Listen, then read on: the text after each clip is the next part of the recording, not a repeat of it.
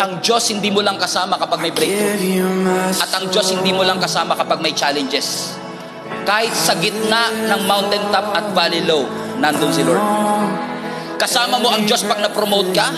Kasama mo ang Diyos pag nawalan ka ng trabaho. Pero yung araw-araw kang pumapasok sa trabaho, kasama mo pa rin ang Panginoon. Hindi lang natin na-appreciate kasi yun ang ordinary.